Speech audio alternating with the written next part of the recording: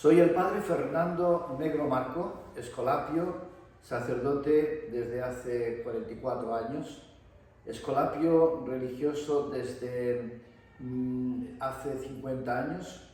Hice mi noviciado en Peralta de la Sal y allí también hice mi profesión y después, durante muchos años, he sido escolapio misionero, tanto en África como en Asia, Europa y también ahora mismo en Norteamérica, donde me encuentro precisamente en la ciudad de Nueva York.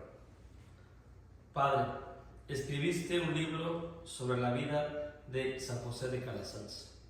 Efectivamente, este libro, que además está aquí, lo tengo titulado San José de Calasanz el Santo, amigo de los niños. Lo escribí de una manera muy sencilla en el año 2016 por sugerencia del padre Mario Vizcaíno, estando yo en Miami y un poquito antes de ir a las misiones en Tabasco, pues él sugirió hacer una pequeña historia de José de Calasanz.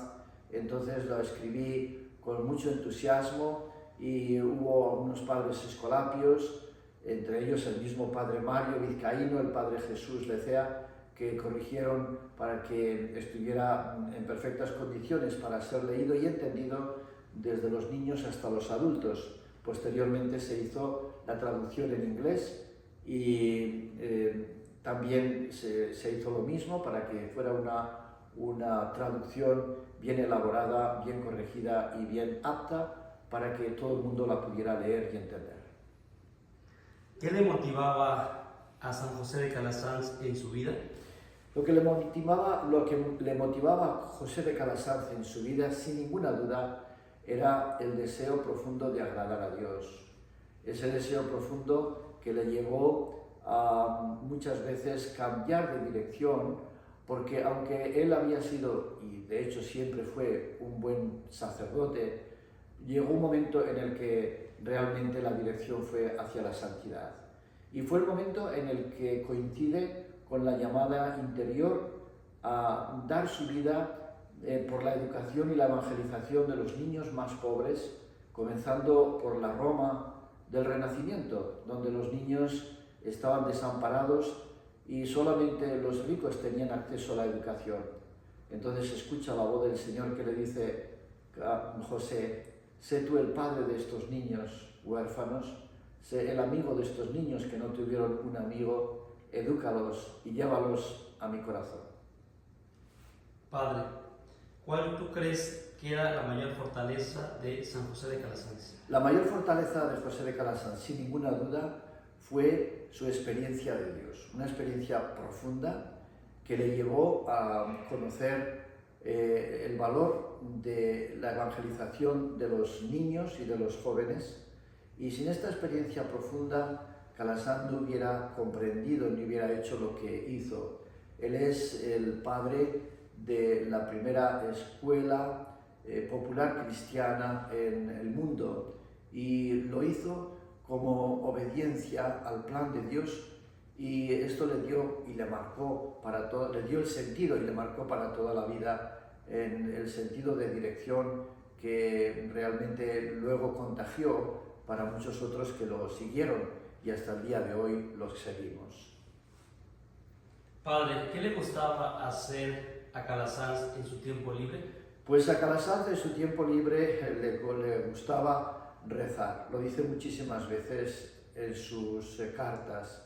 Es decir, no podemos perder el tiempo en banalidades, sino centrarnos en la fuente que da a nuestra vida la luz y la claridad que siempre necesitamos.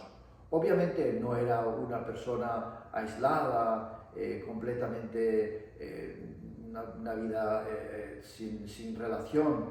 Era una persona muy humana, una persona que sabía conectarse con los sentimientos de los demás, pero la fuente de toda esa fortaleza le venía de esos ratos pasados en oración profunda, sobre todo en el silencio de su cuarto.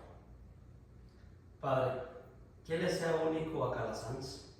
Lo que le hizo único a Calasanz precisamente fue que de alguna forma se convirtió en una persona, y valga la redundancia, valga esta palabra, lo que voy a decir, se convirtió de alguna forma en un revolucionario, pero un revolucionario pacífico. Ese revolucionario que nace de saber que la sociedad y el mundo solo cambiarán cuando comienza a cambiarse el corazón de una persona. Y nada mejor que comenzar a hacerlo desde la niñez. Y además no solamente a través de la catequesis, sino con el complemento maravilloso de lo que él llama las letras, es decir, la ciencia combinada con la piedad, el Evangelio combinado con el conocimiento, y es así como la persona total llega a conectarse con el Dios de la vida y del amor. Padre, ¿tú cómo crees que Calasanz manejó el estrés? Bueno, Calasanz tuvo muchos momentos de estrés.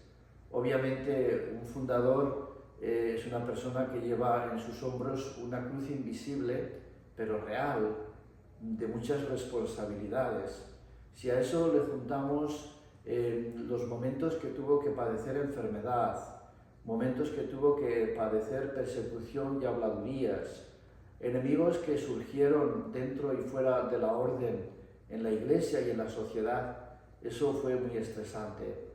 ¿Dónde encontraba él su fuente de tranquilidad y de paz? Sin ninguna duda, lo he dicho antes y ahora lo vuelvo a repetir, en la experiencia profunda de Dios.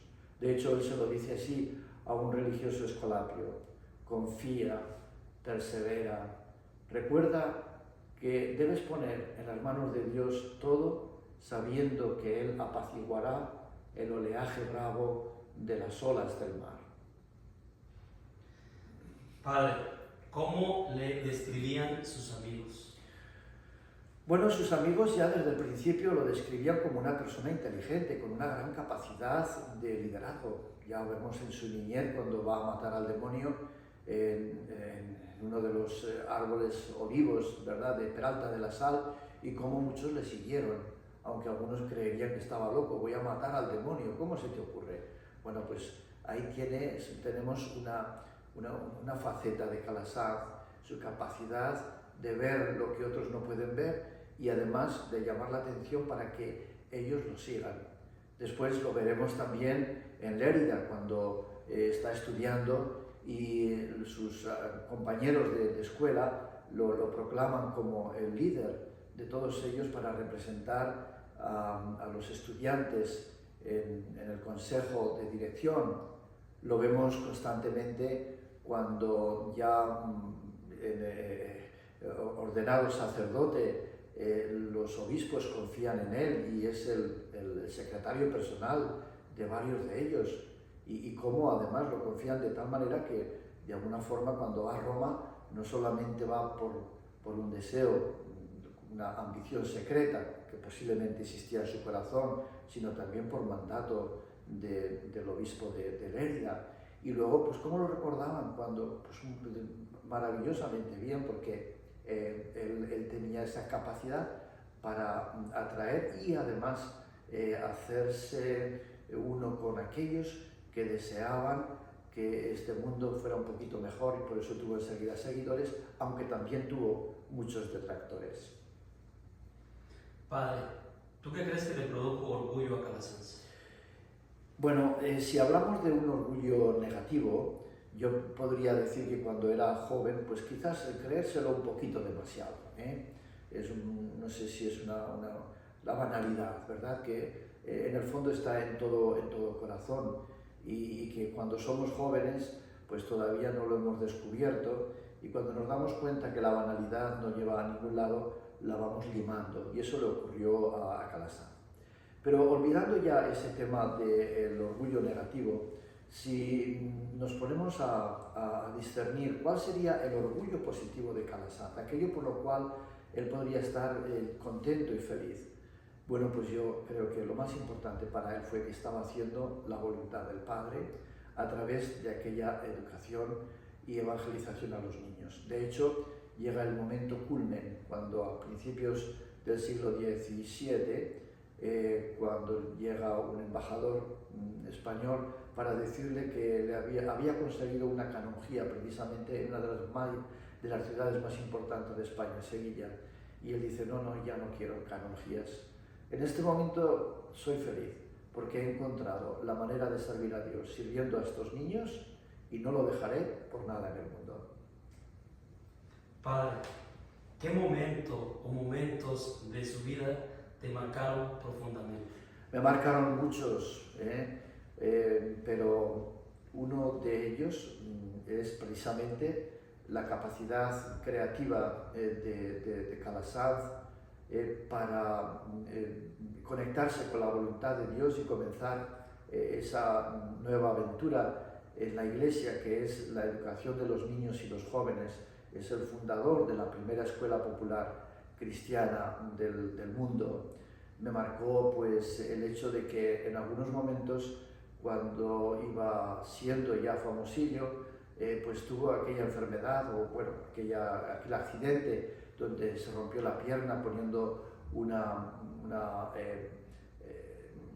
campana en la escuela para llamar a los niños, y eso le hizo estar en cama durante 6 meses, y ya se dio cuenta de que el trabajo que había comenzado no era solamente suyo, era de Dios, y aunque él no pudo estar activo, el Señor a través de sus colaboradores iba haciendo su tarea.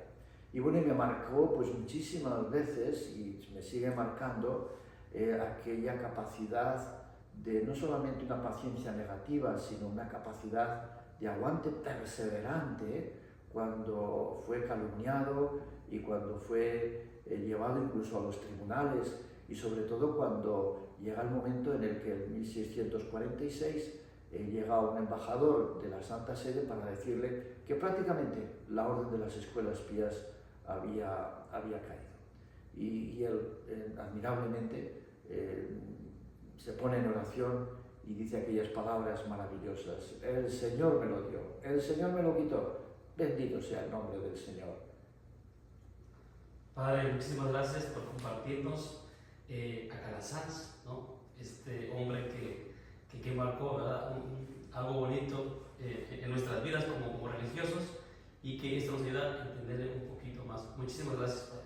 Pues yo también les doy las gracias. Podríamos haber hablado de muchísimas otras cosas, pero bueno, el tiempo corre veloz y no nos da tiempo. Que ojalá tengamos el tiempo para leer de él. Si alguien quiere leer estos libros, pues están en internet, tanto en español como en inglés. Son muy sencillitos y en menos de 2 horas lo hemos leído y podemos conectarnos con la gran aventura del santo amigo de los niños y de los jóvenes.